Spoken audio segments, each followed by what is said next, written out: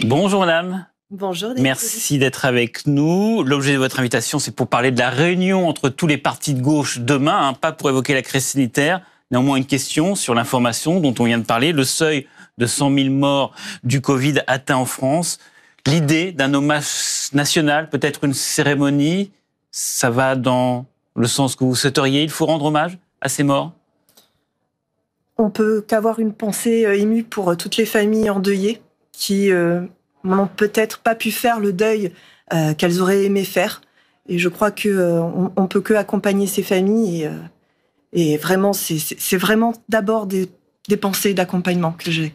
Est-ce que l'hommage, qui est sans doute nécessaire, ne doit pas masquer forcément à un moment qu'on tire le bilan de ce qui a été fait, pas fait pendant toute cette crise épidémique ? Il ne faut pas que ça soit une façon aussi de mettre tout sous le tapis, peut-être un hommage national ? Non, je crois qu'il faut vraiment séparer les deux choses. La première, c'est d'abord être aux côtés de ces familles-là, mais pour de vrai et pas en un tweet. Et la deuxième chose, c'est effectivement, il faudra faire le bilan. Parce qu'il y aura un bilan à faire et il faudra qu'il soit fait en toute transparence. C'est ce que demandent les Français, tout simplement. On va passer donc maintenant à la réunion demain, à l'initiative de l'écologiste Yannick Jadot, qui réunit autour de lui tous les partis de gauche. Tout le monde est présent. Les Insoumis seront représentés par le député Éric Coquerel. Vous allez parler de quoi ? Déjà, nous, ça fait plusieurs mois, voire même presque 2 ans que nous appelons justement à une discussion. Nous avons appelé à une fédération populaire, nous avons appelé à des discussions sur le programme, nous avons appelé à un front commun contre l'offensive d'extrême droite qui est extrêmement puissante dans ce pays. Donc là, ce que vous me répondez, c'est que c'est pas vous les diviseurs, mais ma question, c'était pas tout à fait ça, c'est demain, justement, est-ce que vous savez, vous, déjà, de quoi vous allez parler ? Est-ce qu'on parle de candidat unique à la présidentielle ? Est-ce qu'on parle on essaie de trouver ce qui est en commun dans les programmes des uns et des autres ? Ou c'est juste l'image parce que ça plaît aux sympathisants de gauche? C'est l'enseignement de notre sondage Odoxa France Info. L'union de la gauche est plébiscitée par 81% des sympathisants de gauche en France.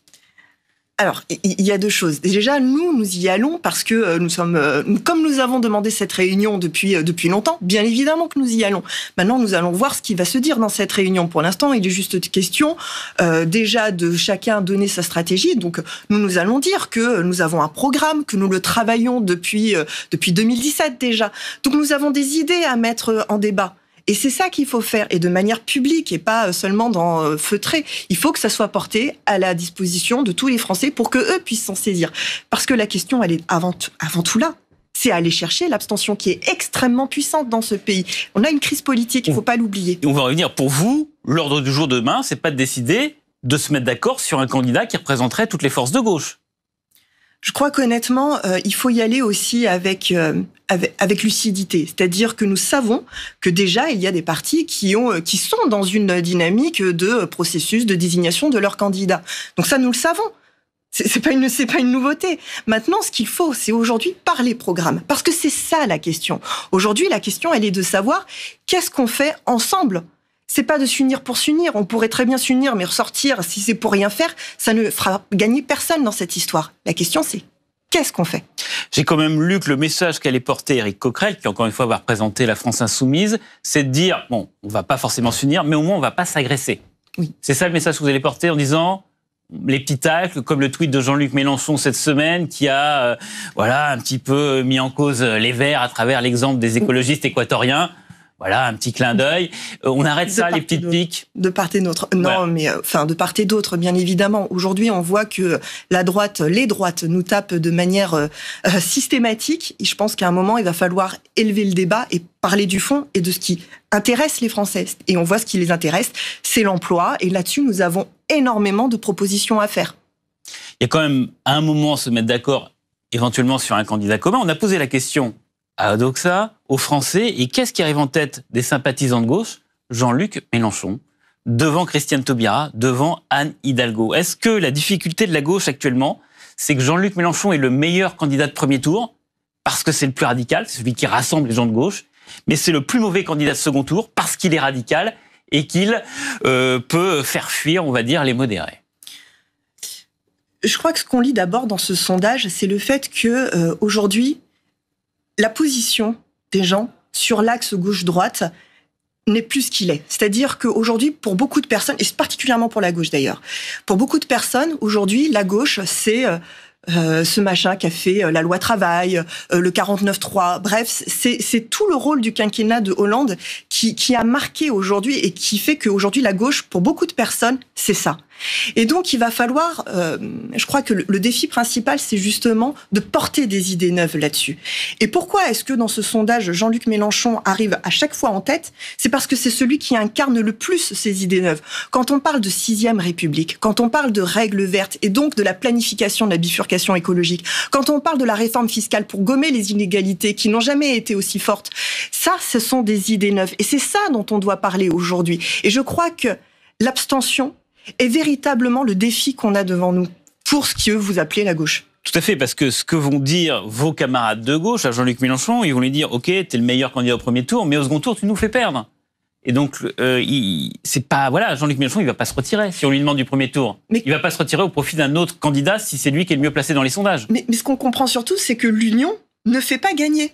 Ce qui fait gagner, c'est le programme, ce sont les idées. Aujourd'hui, quand on demande aux gens qu'est-ce que vous voulez, ils disent pas on veut un candidat, on veut savoir quelles solutions on a pour l'avenir. Et c'est ça dont il est question. Quand on parle de bifurcation écologique, c'est-à-dire de mettre de créer des centaines et des centaines de milliers d'emplois locaux qui ne partiront pas, qui font en sorte que demain on puisse être en harmonie avec la nature. Le fait que c'est pas le travail qui manque dans ce pays, mais c'est l'emploi, de garantir l'emploi. Le fait qu'on puisse travailler, tous travailler mieux, travailler moins. Il faut toujours un candidat qui porte des idées. Vous êtes candidate en Ile-de-France, en Seine-et-Marne. C'est Clémentine Autain qui sera la candidate pour les Insoumis sur l'ensemble de la région.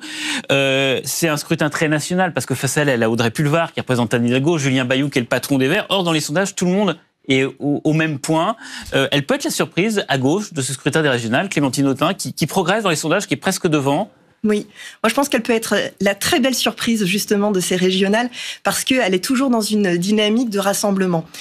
On a fait alliance avec le Parti communiste, avec la gauche démocratique et sociale et très récemment là avec le Parti animaliste et on voit qu'elle est toujours dans cette démarche-là et que sa porte est toujours ouverte. Ça c'est une chose. Et surtout elle se positionne comme une anti-Pécresse. C'est-à-dire que aujourd'hui Valérie Pécresse, c'est la présidente de région des riches. C'est celle qui fait que dans cette région... Julien Bayou, ils se présentent aussi comme des candidats dans cette région. Oui, mais c'est ça. C'est-à-dire qu'elle définit exactement la stratégie. Quand on sait que Madame Pécresse a divisé par 2 le budget du logement, a fait en sorte que aujourd'hui se loger, c'est une difficulté, qu'on ait des déserts médicaux. Elle a accompagné tout ça. On aura l'occasion d'en reparler quand la campagne officielle des régionales commencera. Oui, parce qu'on a énormément de propositions à faire là-dessus. Fin de cette interview. Exactement. Merci beaucoup, Madame. Bonne journée à vous. Merci.